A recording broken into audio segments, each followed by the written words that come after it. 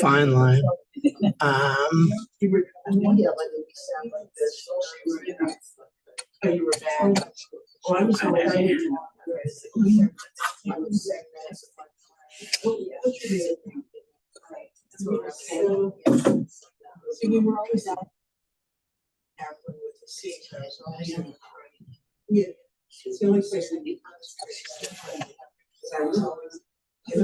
Okay.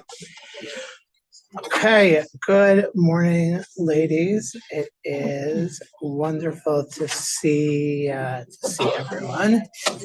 All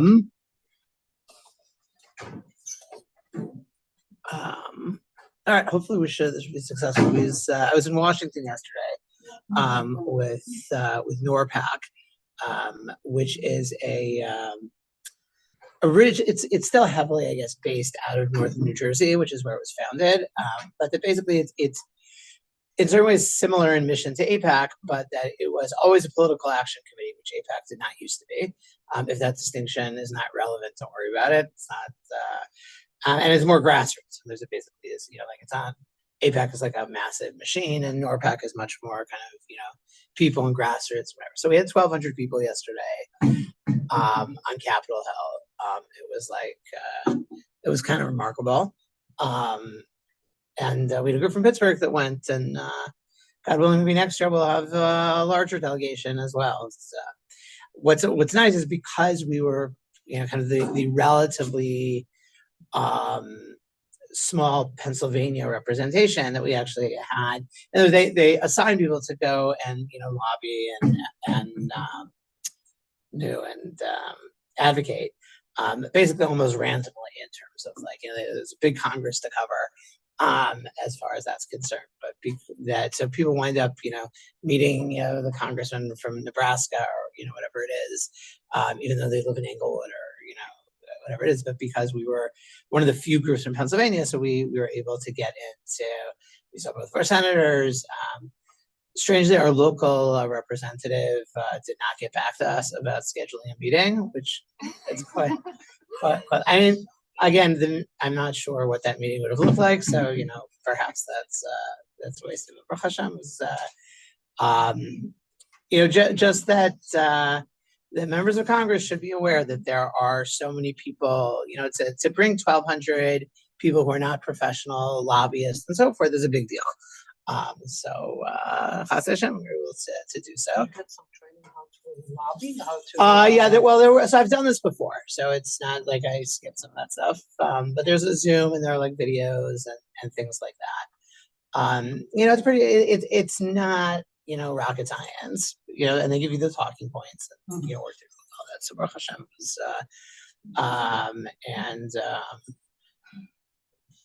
again, a lot of people that I had 1 degree of separation from, if that. So it was a little overwhelming. Just when we all got together, just all these various people running up and taking selfies with me. It was kind of ridiculous as far as that's concerned. It was Baruch Hashem. Okay.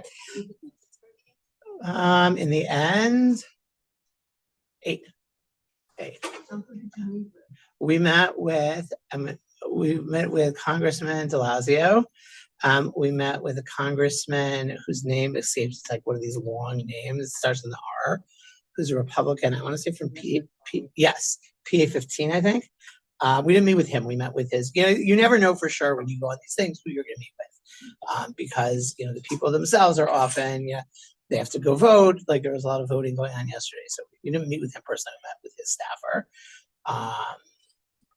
And we split up. Half the group met with Casey, and half the group met with veteran. So yeah, it was it's positive. Okay, let us return to yeah.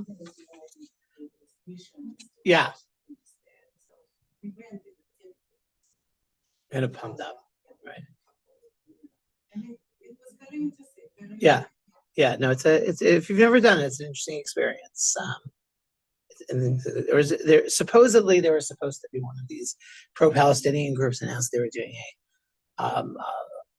Flood Congress Day, which is like one of these bizarro things that like they use. The word flood is used now a lot in pro-Palestinian things because that was the official name of October 7th was the Al-Aqsa flood. So like it's so bizarre that like they use this language, but like such is revealing about some of the people we're dealing with over here. Okay, good. We are in chapter 18 of Shemos, right? And we are dealing with this reunion of Moshe with his father-in-law and with his immediate family. So the important issues that we have discussed before that we need to kind of keep in mind going forward is the question of the issue of timeline, right? And when does this story actually take place? And again, I'm not going to go through everything we talked about as far as that question of do we assume that this is sequential or not? But again, we'll perhaps refer back to that. And I think it's always within this story, particularly an open question of like, when is this taking place? Is this before Matan Torah? Is it after Matan Torah?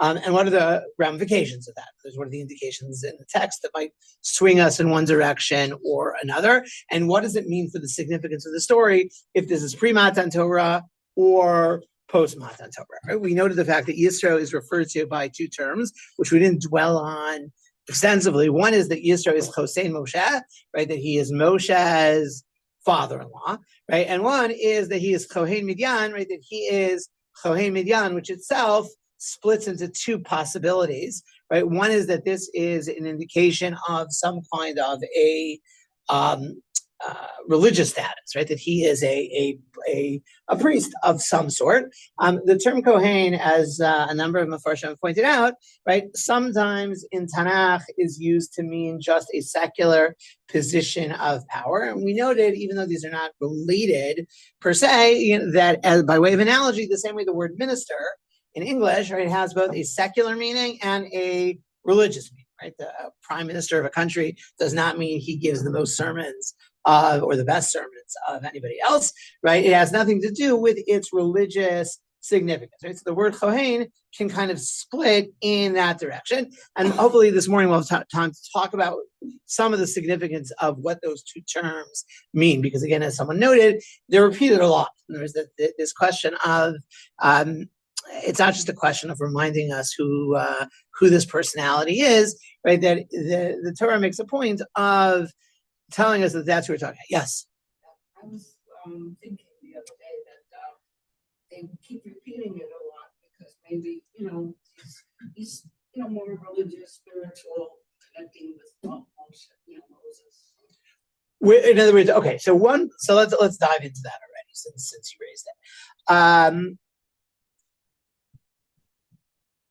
One of the lenses, right, by which we read the story, particularly the first half of the story, is that this is what we'll call a conversion narrative, right? This is a story of someone who is doing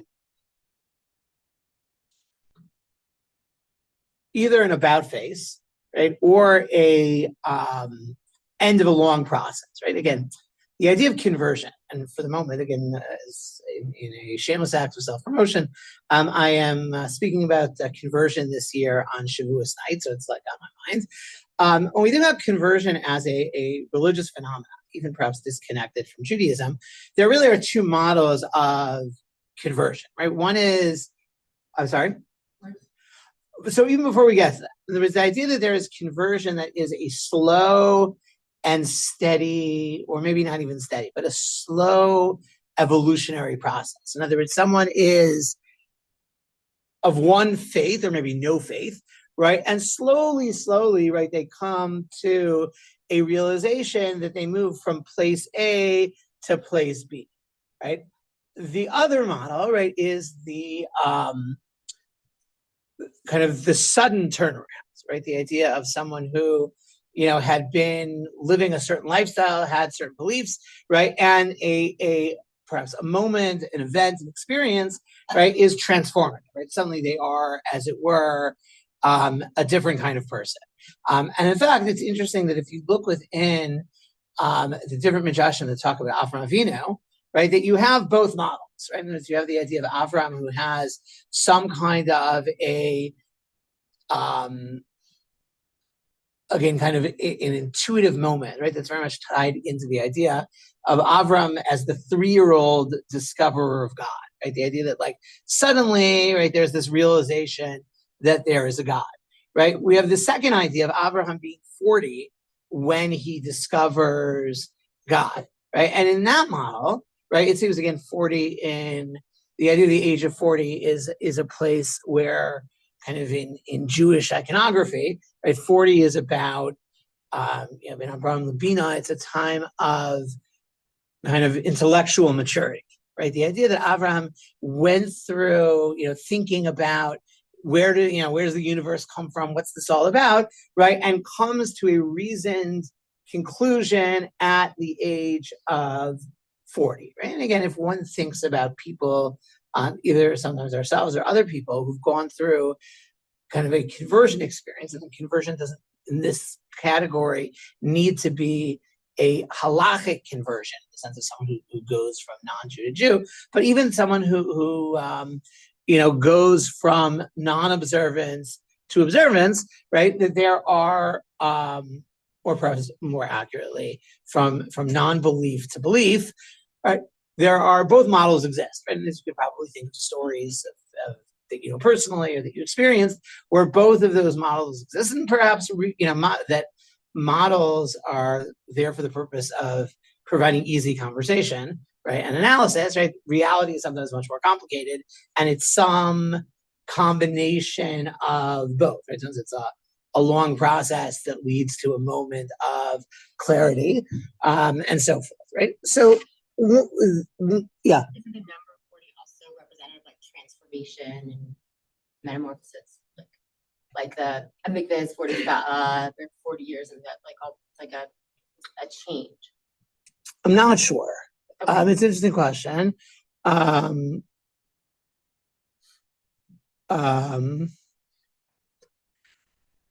would say for some of the examples that you give, I can make the argument that really we're talking kind of like a process, right? And that each one is, the Memsa is a little more complicated. It doesn't strike me at first blush as working with what I wanted to say, but okay.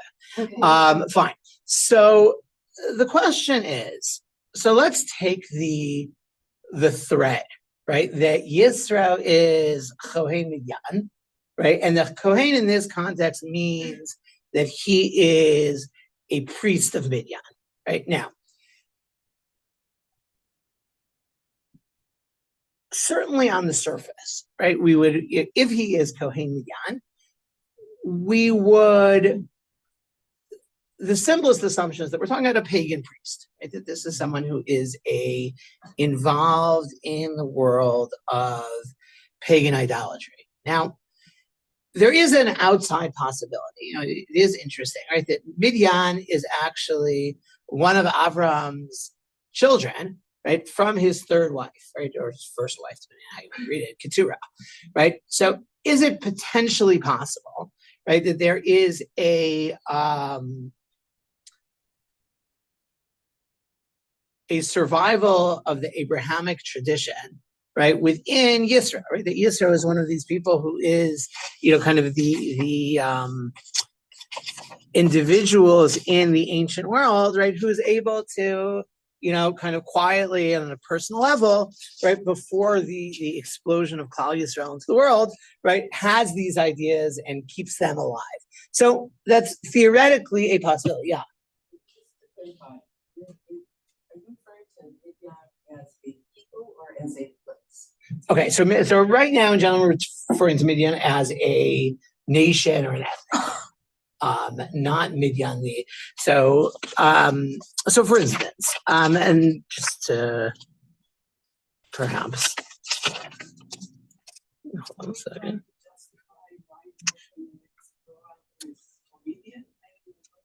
So so let's back up. What we're trying to do is understand this story here, right? And there's the story of Yisro coming.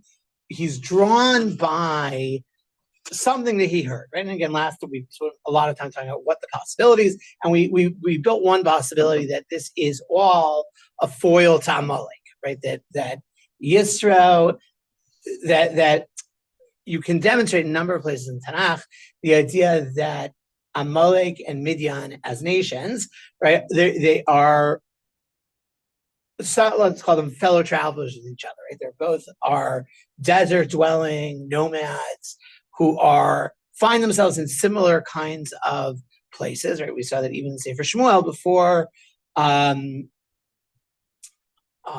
HaMelech goes on his campaign against Amalek, right? He first warns the descendants of Yisro who to separate themselves, right, from the people of Amalek, right? I don't know if he again that's dropping leaflets or making cell phone messages, but somehow he got the message that they need to move out, which tells us, right, you don't warn people to move away if they're not living in proximity to each other, right? And that we talked about the idea that maybe one purpose of this story, right, is this story in certain ways placed here whenever it happens, right? Is this a introduction to Matan Torah, right? This is about one person's journey, right? Or is this a foil to the story of Amalek, right? Amalek is about non-Jewish nations that embody radical cruelty and implacable opposition to the Jewish narrative, right? And Yisro is about the idea that there are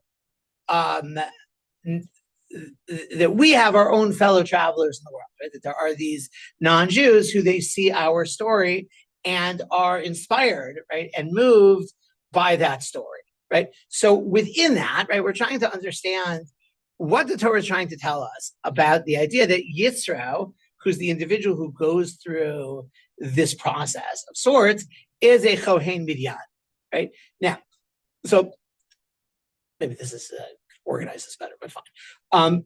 So perhaps if one is going to take the position, maybe like approach this from a different perspective, right? If we want to take the position that Kohen Midian is a reference to just the idea he's some kind of official in Midian, nothing religious per se. It's interesting that could come from a discomfort, right? With the idea that we're talking about kind of what Chaya mentioned, that if he's really a Kohen Midian, if he's really an idolatrous priest, right? Maybe it's a little uncomfortable. And there's like that. Do we really want an idolatrous priest hanging out with us? Like that's the person who Moshe lives with, and so forth. And if we say that it just means that he's a sheik, right? He's some kind of like temporal leader that kind of shuts down those problems, if that makes sense. If, however, he is a priest of Midian, right? So the question is, what happens to him over here? And this is a question, and this really in certain ways is a midrash question, right? That within the midrashic tradition, we have a number of different iterations, right? Of when Yisro's flipping point takes place, right? And there's when does Yisro come around to this new understanding that's going on here, and what was the dynamic beforehand, right? And there's when Moshe lived in Yisro's house. Is he living in a context of the preacher's house, right, or something else? So possibility number one, right, is that there are a number of different possibilities. So some of you may be familiar that there is an idea that's out there that Yisro forbade Moshe, right, from circumcising his children. Have people heard about this idea? Okay. Oh, good. So when we, if you want to talk about the chicken and the egg of this idea, right, we have this very strange story, right? If you remember, this is the last time we saw Tzipora on the way back to Egypt. Something happens, right? We spent a lot of time a few years ago talking about this. Something happens at the inn that they're staying in that involves Tzipora circumcising someone, right? There seems to be something quite dangerous that happens. There's an angel involved. Again, a very mysterious story. And someone gets circumcised. So the big question, the elephant in the room, as it were, is why is this person uncircumcised, right? Probably one of the two children. So one approach is that Yisro was not into this idea. And again, there are a number of different iterations of how that medrash works, right? One is that there was like a deal, right, that one child would be raised, in Moshe's way, right, and one would be raised in Yisro's way. So if we examine that medrash, again, the simplest way to understand that medrash is to say, yes, at this point, Yisro is still an Ovid Avodah Zarah. He is an idolater, and that again, that Moshe is living in this kind of complicated situation, right? Of having to figure out some kind of modus vivendi between him and the world of Avodah Zarah. However, there are other sources, and I actually should have brought another, give me 1 second, that suggests that Yisro had already transitioned, or perhaps more interestingly, is in the process of pivoting away from Avodah Zarah, right? And the textual grounding for that, right, is that very strange first scene that we have with Moshe and Yisro's daughter, right? So remember what happens? Moshe shows up, right, and there are these young women who are shepherding Yisro's daughters or granddaughters or something, right, who are shepherding the sheep, and they get accosted at the well, right? They're being bothered by these shepherds who aren't allowing them access to the water of the well, and Moshe intervenes, right? Moshe suddenly, shows up and, works things out. Again, this is Moshe's innate sense of justice coming to the fore. He helps, and that's how he winds up in Yisro's household. So there's a question in that story, right? So hold that question, and we'll just hold that question a minute. So if Yisro, right, is a person of high esteem and influence, right, in Midian, right, so why do his daughters need some, fugitive to take their side, right? You would think that that's, they would have enough inherent standing, right, that this kind of thing should not be happening to them. So fine.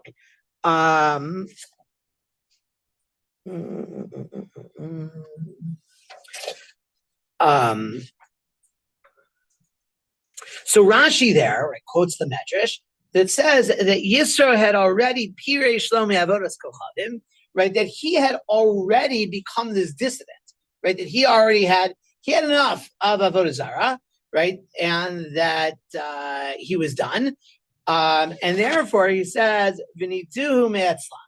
So therefore, they excommunicated him. That he was, right, was he Chohen Midian at some point? Yes, right. Had he rejected all of that?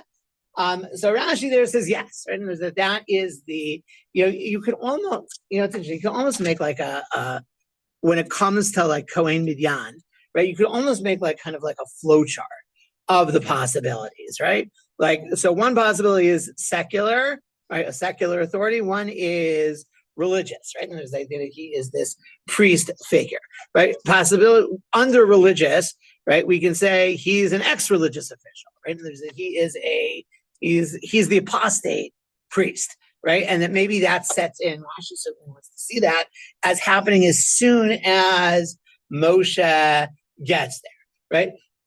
Possibility number two is that maybe he persists in this, right, up to our story. Right, and then maybe that is the import of what's going to happen, right? Because again, Yisro comes, right, and that he seems to be swayed, by this, like these crazy things that he's hearing from Moshe, right? So let me tie that all the way back. In other words, and again, the Midrashim that say no, Yisro he's like making deals with Moshe about how the children are going to be raised, right? Well, that would argue he's still in that avodah zarah worldview, at that point, right? And it's here, right, where we see this incredible flip that takes place. Another possibility, not to completely to overwhelm us, right, is the idea that Yisro is a work in progress, right? So it's interesting. When we come to, and we're going to actually jump ahead a little bit, take a look at Pasuk Yud Aleph, right, verse 11.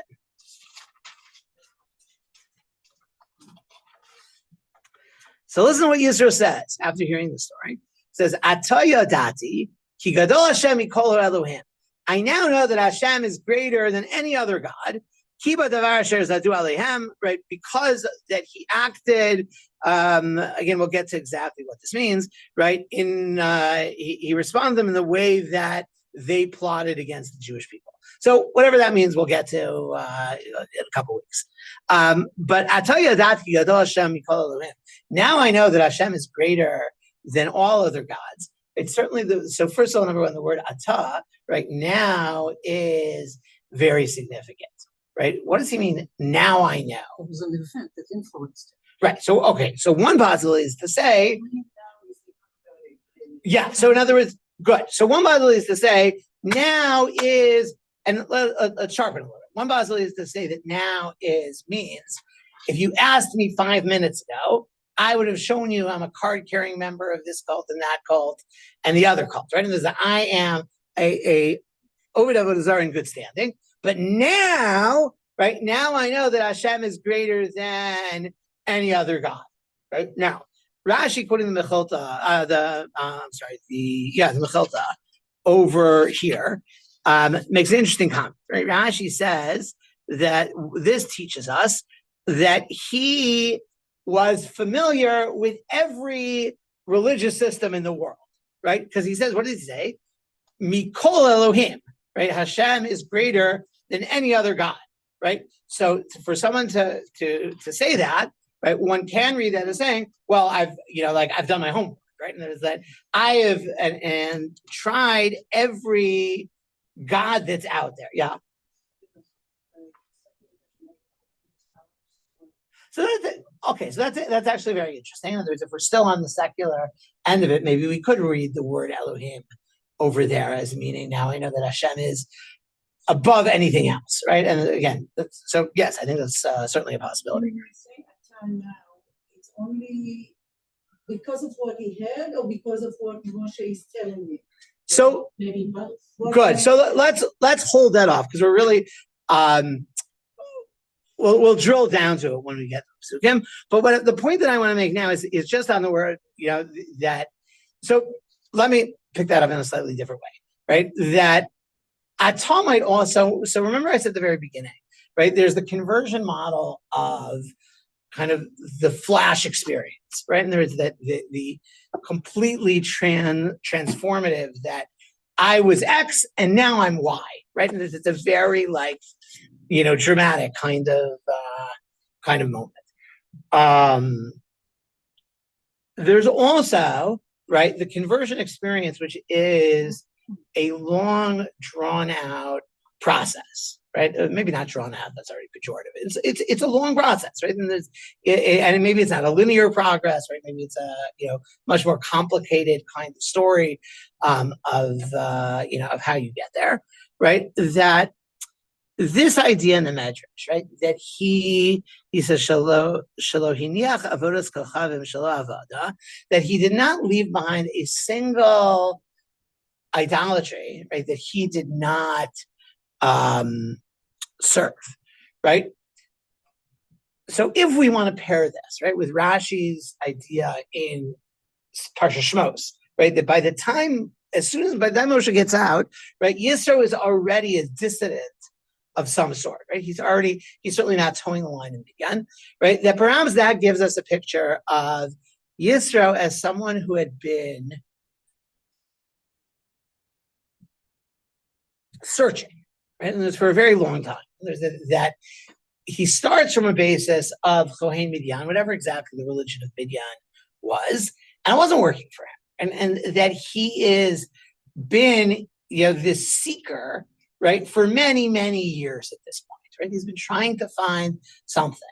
And now, and again, that let me throw out one third possibility, that there's the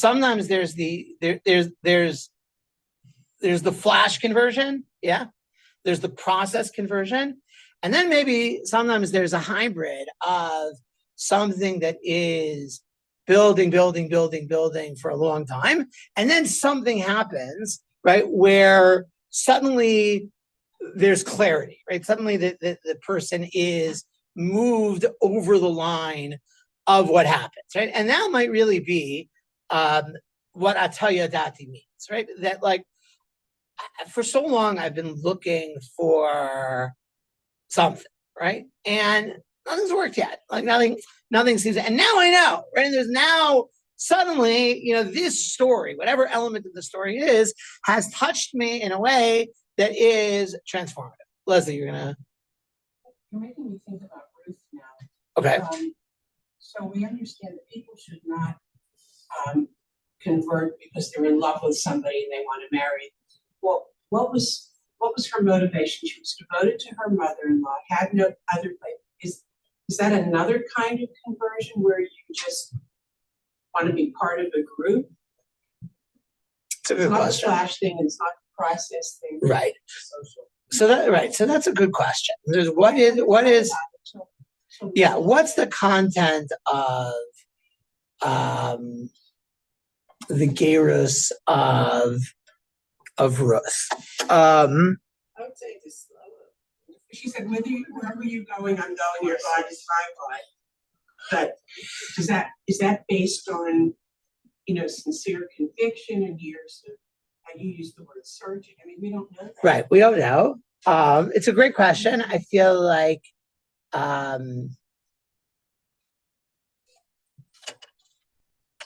I have some thoughts about this issue, but I would have to go back to some of my notes and think about this. But yeah, let's keep it. It's a very good question. It's a process of some kind. Yeah. So again, I think you. So again, it depends what you mean by that. In other words, so certainly it's a process. In other words, that especially when we encounter, when we talk about the halachic application of this, we often talk about the idea of it being a process, but the question of how you get there, again, I would almost say like for this conversation at the moment, we're not just talking about gerus, right? Call it a tshuva process, the way that we use the term tshuva with lifestyle, right? That, again, I've seen both, right? And there's the idea of, I've seen the 0 to 60, right? And I've seen the slow, steady, and I've seen the back and forth, and then the moment of clarity. I think that lots of these different models exist. Nina. Yeah, I think that not to look against his wife, it's more of a social motivation and then an intellectual one, because the intellectual one is so much more personal and intense. Yes, I think that's there's definitely the question of, again. So it's interesting that, and this is again something that there's a shua I'm thinking about also.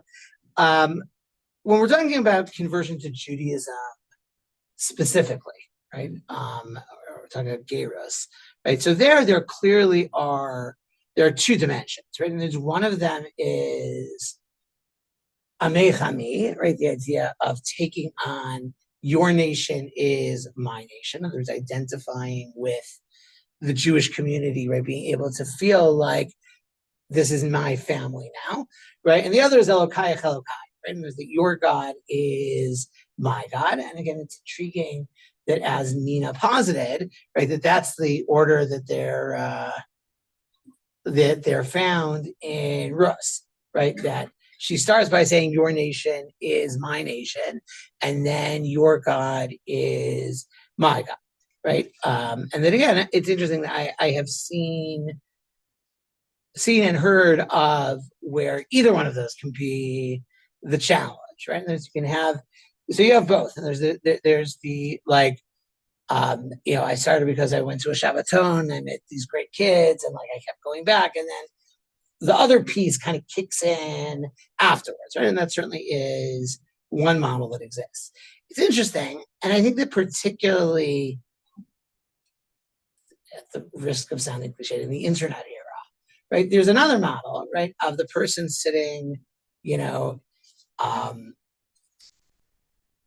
their basement, in Oklahoma somewhere, right? Who has been reading and reading and reading, right, and has never actually met a Jew before, right? And there's that and again, because of the accessibility today of so much material in English, right? So I've met these people, and that so and again, I have found that sometimes that's a leap that they need to make in Geirus, right? Of before they can convert, they actually have to like, do you like these people? Do you think you can get along with it? But it's interesting that like you see, I had a 3 years ago, this couple came to meet with me, and they had like put together. They're like living, I don't know, somewhere Fredericksburg somewhere.